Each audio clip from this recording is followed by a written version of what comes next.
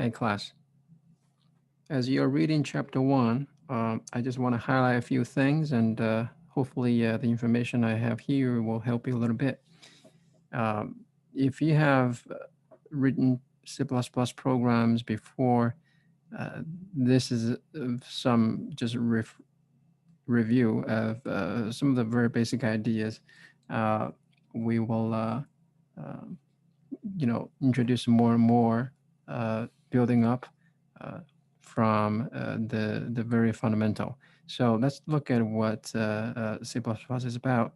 Now, first of all, the um, the concept of modern C++, and if you Google it and you hear people talk about modern C++, and just sort of try to distinguish this from the old days C++ and what many people have misconceptions about C++. C++ is a very old language and is an enduring language. It plays a central role in many of the fundamental massive programs you use today, like operating systems, um, games, and a lot of the Adobe applications are written in C++.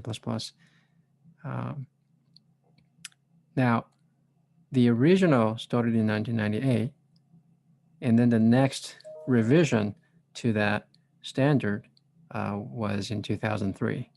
And now, 2003 wasn't really much of a gigantic leap. It was mostly bug fixes. And then it took a long time. The C++ has been sort of a stale for a while. And in 2011, and so that's the major release, and that's what defines the modern C++ since 2011. So the 2011 standard C++ 11 that came with multi-threading. Many of the serious applications you have to deal with the multiple threads for various reasons, and this is just one of those things. And in the before the standard had a support, and of course there's people have to come up with the libraries and deal with those things themselves. I mean, you can do things. It just it's a good, some of the essential components. It's a good idea to have them standardized and to make your program portable, easier to program, and you'll be more efficient. Then there's generics, which was a major feature that many other programming languages have came up with. Like Java, as for instance, right? So that allows much more efficient program design. Um, you have sort of a family of classes or a family of functions where you're dealing with different data types, and they can be sort of generalized into a compact format, like some kind of a template. And that's kind of the idea of generics. We'll have more to say about these things. And in 2014, so then starting from 2011, pretty much we have the 3-year schedule of release. And now 2014 was mostly bug fixes, and then 2017 was another major feature release. It came with file system library, which is sort of the modern file system I/O library compared to the old style sort of C style, C error I/O mechanisms. And then so it just makes things much more easier. There's a sort of a higher level abstraction of what you can do with the file systems.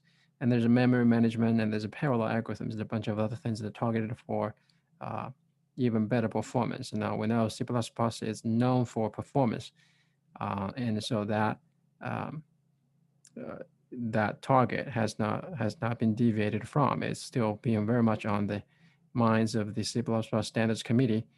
And then 3 years later, which was just last year, there was actually another major release. Some of the, as you see, the features. Now, there's actually a lot more of them, and I simply highlighted a few things that I just point out on this chart.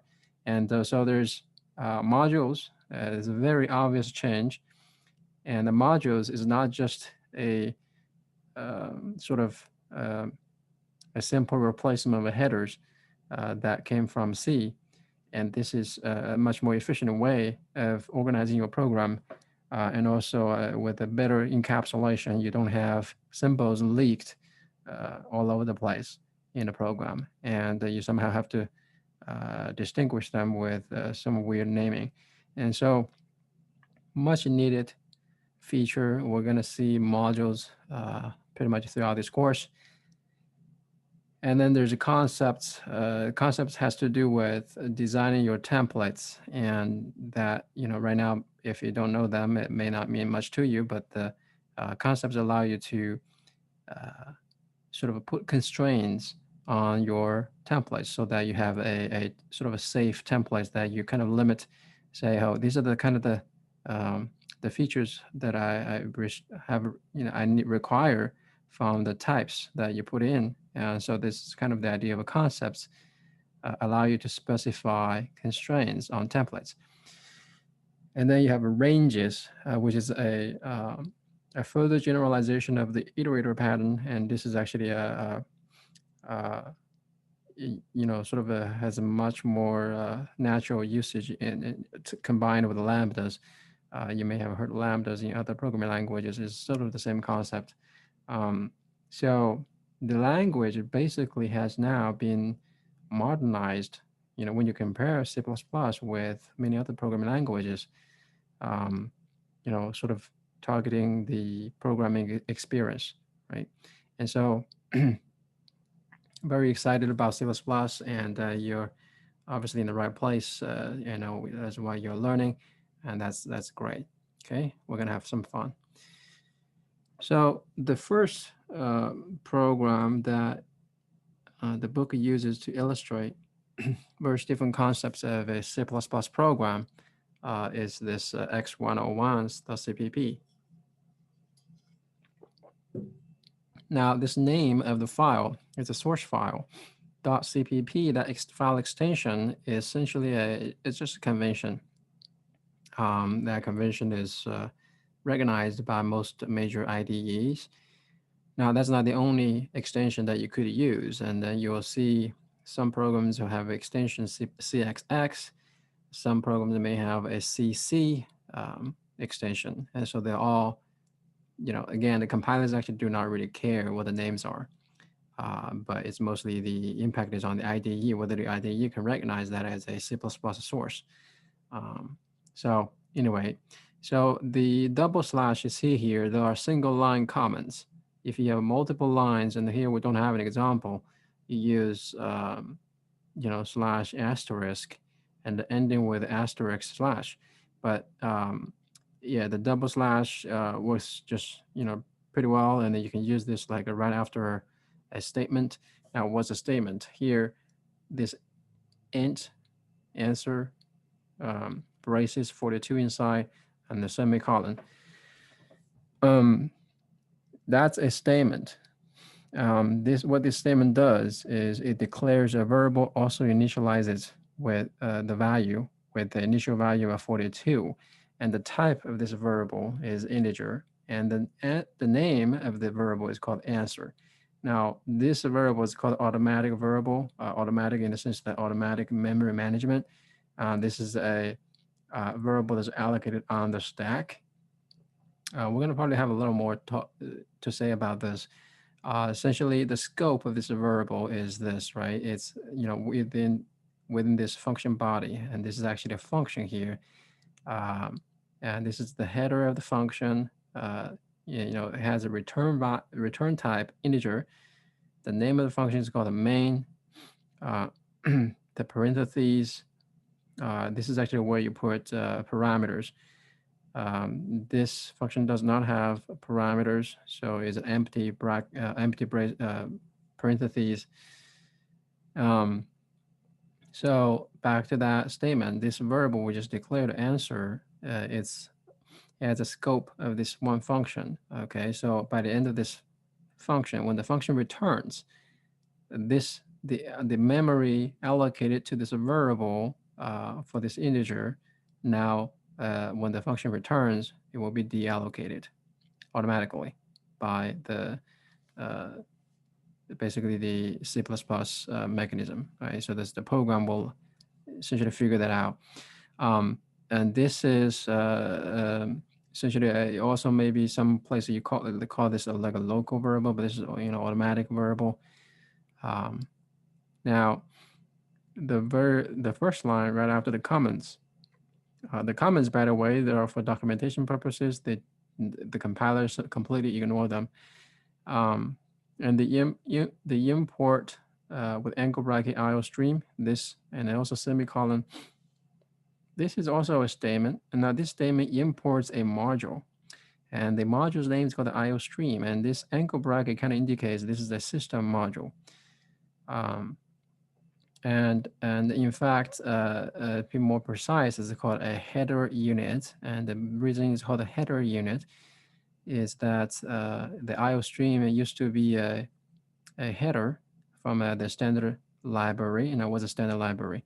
So the language, C++, any language, by the way, for that language to be useful, it has to provide you some basic libraries that you can start programming with. So the library is also standardized. And so the library contains functions, classes, and all the entities that you can do in your program. And those are the standard ones that perform various different functions that you can use in your program. And in fact, for every program you write in C++, you're going to use some standard libraries for sure.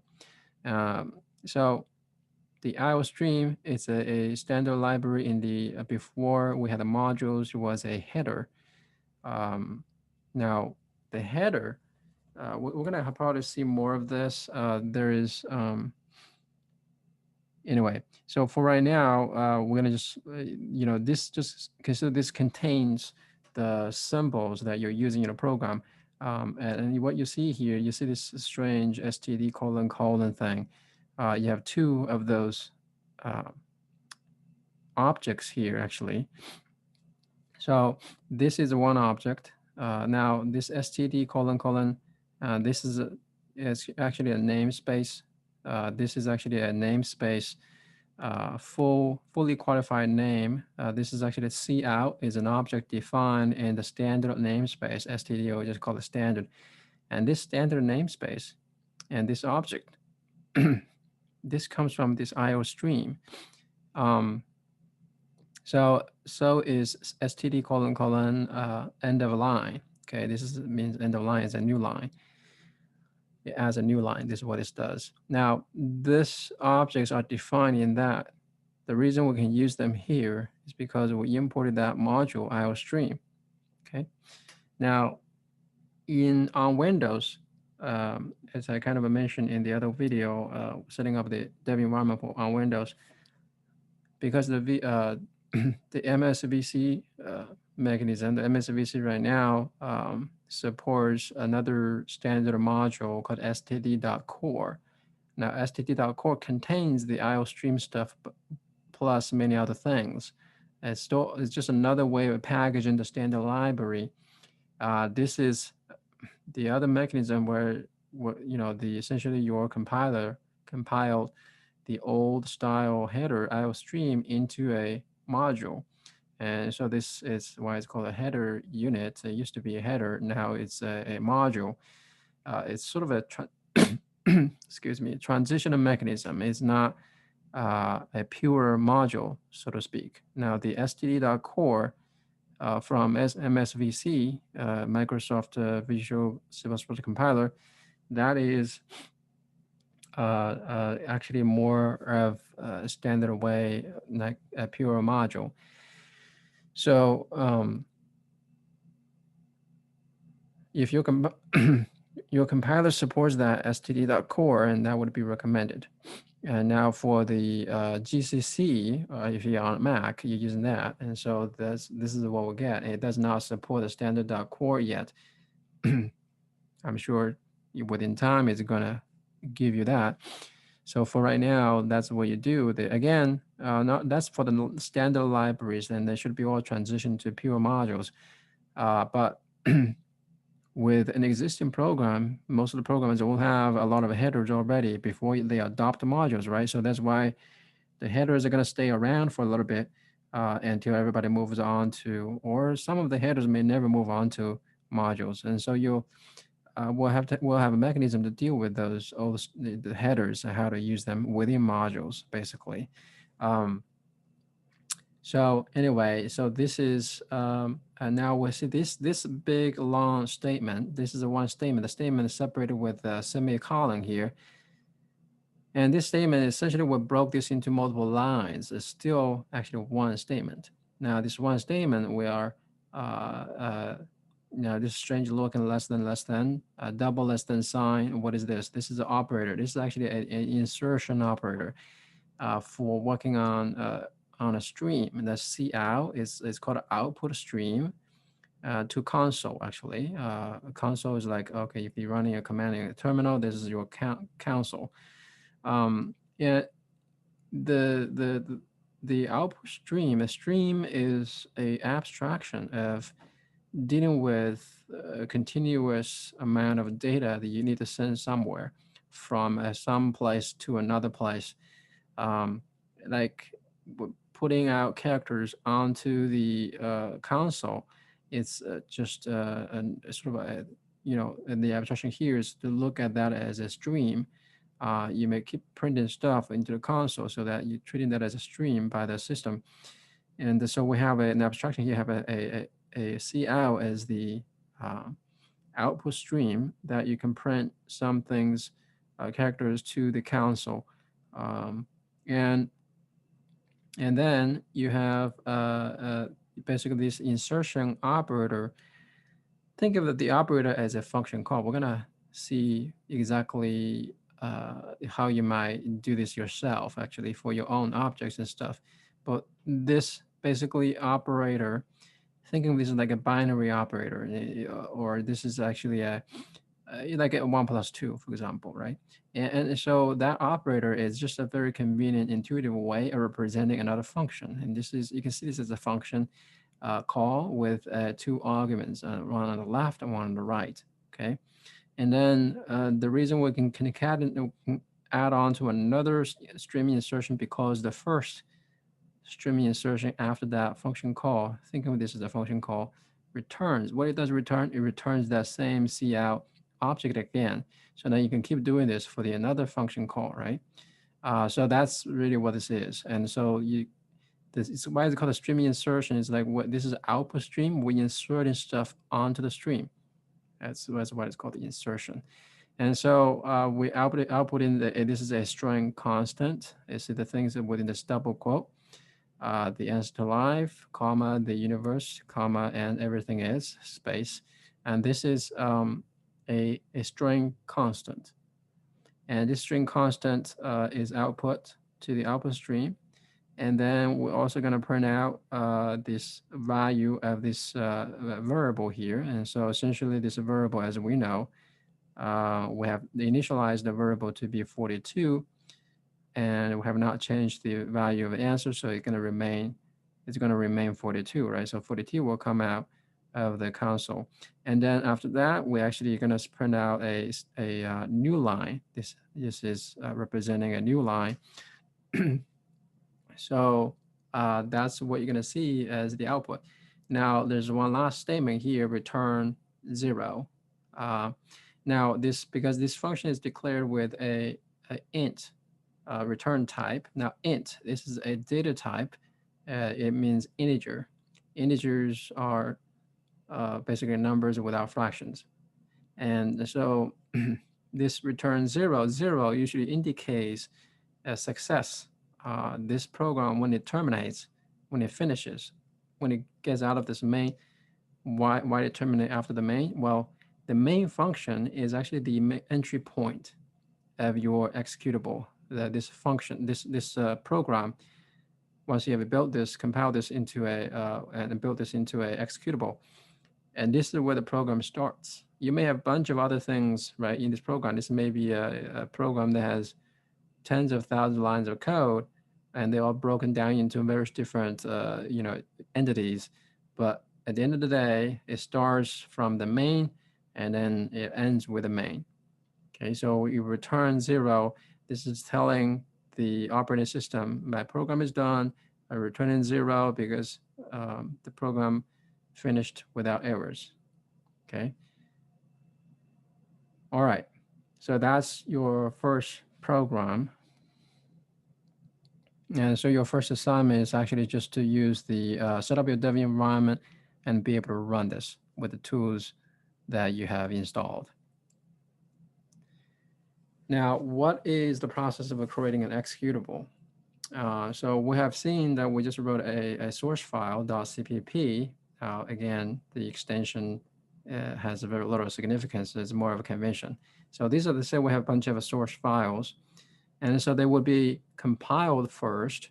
Well, the compiler, to be more exact, the compiler usually has a piece of functionality in there that does the pre-processing.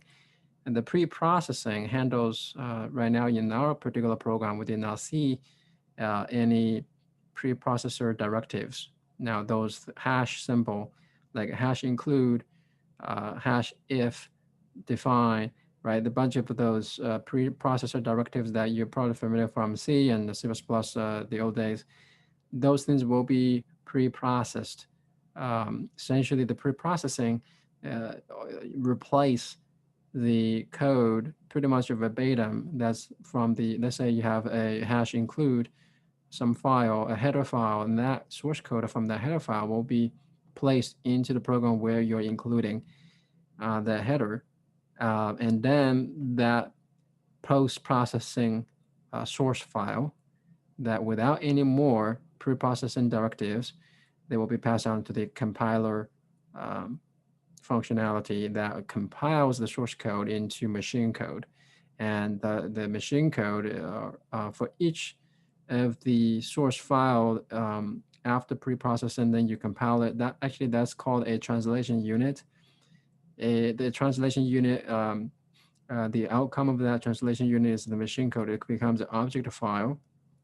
Now, there's another type of file that you're going to see pretty soon that has to do with the modules. The module has an interface definition file. The module interface is another source file. Again, is C++ code, but it usually has a different file extension to just to differentiate that from the regular source file. The module interface files will get compiled into another machine code and is not called an object file. Usually it's called a compiled module. Okay, the compiled module file again contains just object machine code, and that mechanism, that's why the module is different. The module is compiled while the headers are not compiled. The headers contain source code and they get replaced on a textual basis into your other source code, and that gets compiled. Okay, but the modules are all compiled they'll compile themselves, and so the cost of importing modules is very minimal because there's no more compilation going on. And then once you have all these machine code, if there's different object files or compiled module files, then they get linked together. Because let's say in my particular program, like the example here, right, we see we're actually using a symbol, an object called the cout from the standard namespace in IOStream. So essentially, let's say one of this is IOStream from the standard library, and then this is our X101 object file. How because the symbol in here is used is actually defined elsewhere. They have to be linked together at a sort of a machine code level, linked together, and to become one program.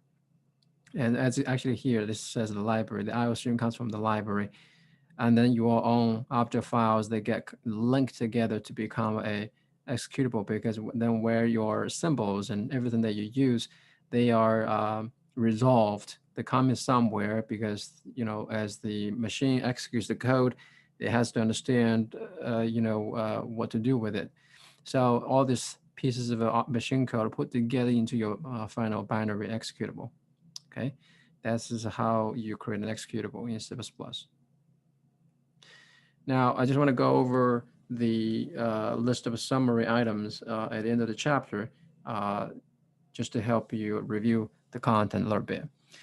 Now, a C++ program consists of one or more functions, one of which is called the main, and execution always starts with the main. So I explained the main function is the entry point of the program, and then when main exits, your program exits. And then the executable part of the function is made of statements contained between braces. So the so-called within the function body, in between those braces, you have a bunch of statements. Those statements will be executed when the function is invoked. In the case of a main function, the main function will be invoked by the operating system. A pair of curly braces is used to enclose a statement block. So the function body is a statement block, and then within that function body, in fact, you could have multiple statements put into a pair of curly braces, and that becomes its own block, and that block is actually a scope. If you have variables defined within that block, then the variables will not be visible outside the block. Okay, we're going to probably have more to say about this. A statement is terminated by a semicolon. This might be some people's pet peeves because people don't want to type all this extraneous semicolons all the time. But this is kind of carried over for just legacy reasons. And I mean, the compiler is perfectly capable to deal with, just in terms of if you just got rid of a semicolons, then I'm sure that we can still make a C++ compilers working without an issue. And then you probably have seen program language where you don't use semicolons or some other ways to terminate the statements, but there's other ways to do it. So anyway, this is just legacy reasons, and this is there, and the standards committee is not bothered with dealing with this superfluous issues. Now, keywords. So in that program, we just saw, like, for example, the first line, import a module. That import is a keyword, okay? The keywords means that these are the words that are reserved. They have very specific meanings in the language. So you should not make names that, essentially the same as the keywords. Just leave them alone and just use other words. There are not that many keywords, but if you want the full list, I can give you that resource. It's online. You can probably just Google it. A C++ program will be contained in one or more files, and source files contain most of the executable code. So our first program, as you see, we just wrote one file, right? Well, technically, there's a standard library for the IO stream. That's another file, right? And even that IO stream actually itself uses other things in the standard library. There are many other files too. So, a program typically contains multiple files. Even if you're just writing a single file on your part, the standard library has a lot of files, and they get compiled, linked together too. So the source files, that's kind of where the most of the executable code resides. But again, to complete this picture, that there's also header files, right? The header files, they contain executable code too, but the header files, as I said, if you're including the header file into your source file, and then basically the code is essentially just get replaced into your source code where you're including the header, and then that basically it's just a mechanism. It's kind of a crude mechanism of organizing your code and break them down into different files so that it's more manageable. Imagine if you write let's say a Photoshop program, which I believe it should be, I don't know, if hundreds, if not million lines of code for that kind of a program. Imagine if you put everything in a single file, right? It's just not possible to deal with that, right? So it's just, of course, you organize your code with multiple files. So that's also kind of the key here to deal with modules, is to help you better organize your code. The source files that contain the code defining function typically have the extension CPP. That CPP is a convention. It's not the only convention. There's a CXX, there's a CC as well. Okay, but CPP maybe is more common out there, but they're all valid. It's not a big deal. Now, the standard library provides an extensive range of capabilities that supports and extends the C++ language. The standard language has two parts. There's the language itself that specifies how you write your program, but then there's also the standard library that has a lot of the useful functionality, entities that already help you design or write your own program. You don't have to so-called reinvent the wheel. Okay, it's already made and just use it.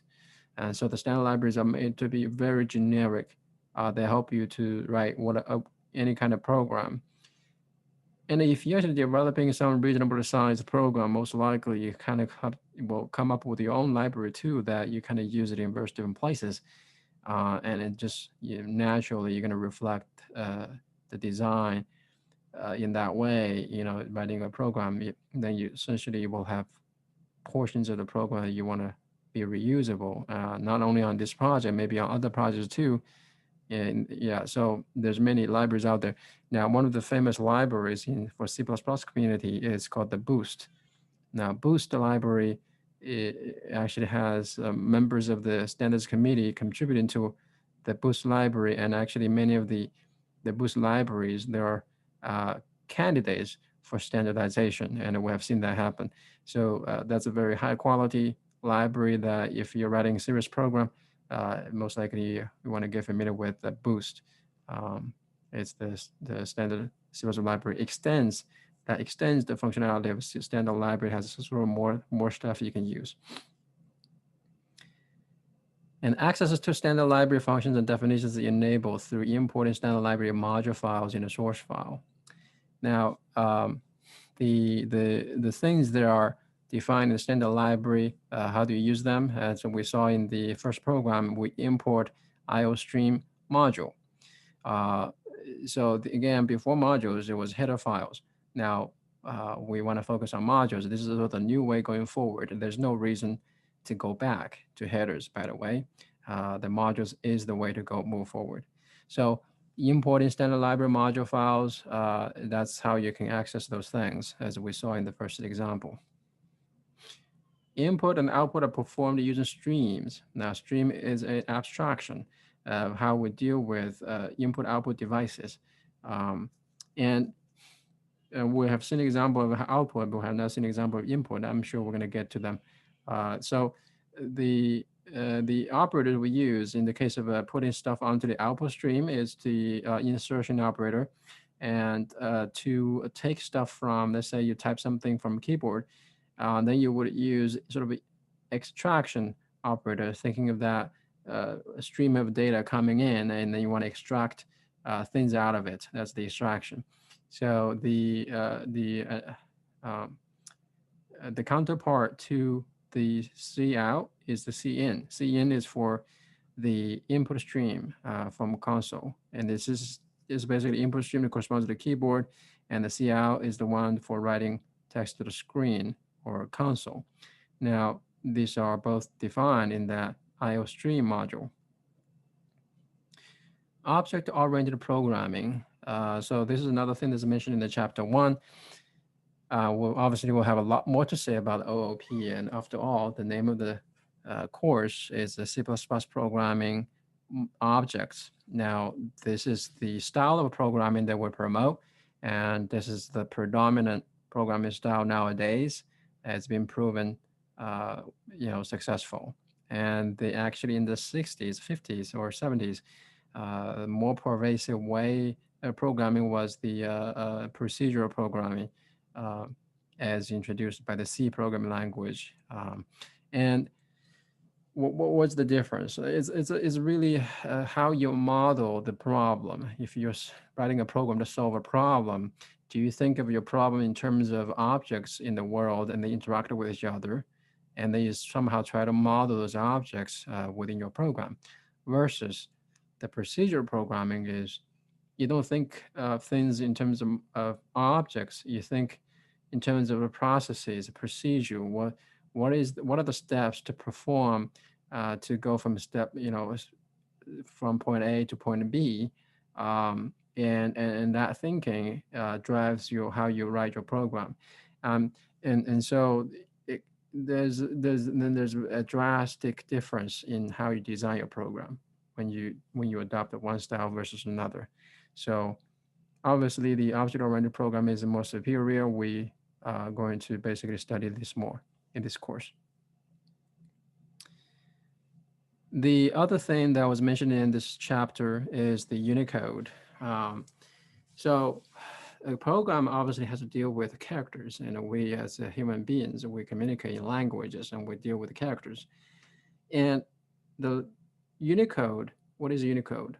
Right, Unicode is actually, it does, there's two parts to this. Okay, so first of all, we have a lot of the programming languages, sorry, the natural language in the world.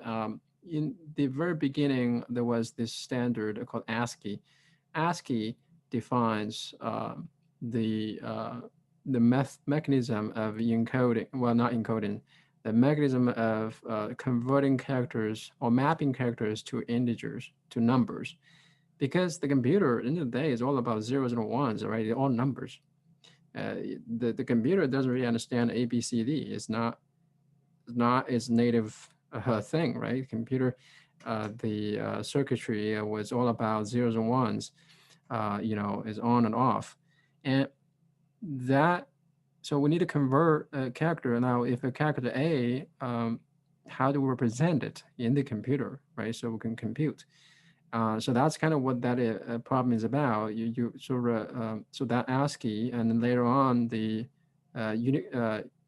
universal UCS, Universal Coding Scheme, I believe, coding standard. UCS is the one that actually come up with a mechanism that's gonna uh, that will be able to represent all the languages in the world, and plus many other symbols that like even emoticons. And so the ASCII was limited because it only used the 7 bits to represent, and the number of characters it can represent is quite limited.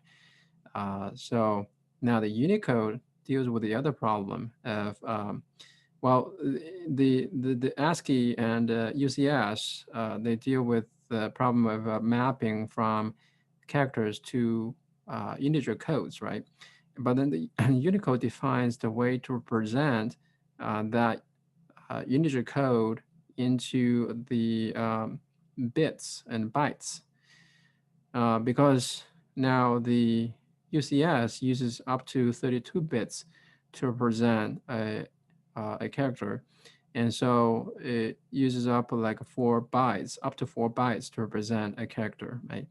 And so the Unicode needs to figure out, well, not every character needs 4 bytes. For example, the characters like the alphabet of English alphabet from the original ASCII, that you can still represent that within 1 byte. So there's different ways. Are you going to use 1 byte to represent, or 2 or 3 or 4, or always 4, or sometimes 1, sometimes 2? So that's why there's a Unicode standards that's UTF-8, UTF-16, UTF-32. Those are the encoding schemes to arrange the bytes. How do you interpret the bytes to convert that to the code points or the integer numbers that are that are mapped to the characters? So this is the kind of this, just kind of explaining you the difference. This is what Unicode deals with. So when you program, if you're dealing with the international languages, ASCII is certainly insufficient. You have to deal with the Unicode encoding so that you can deal with the things that are beyond ASCII. So that's it for chapter 1. Again, if you have any questions, make sure you put them into the discussion board. Okay, that's it.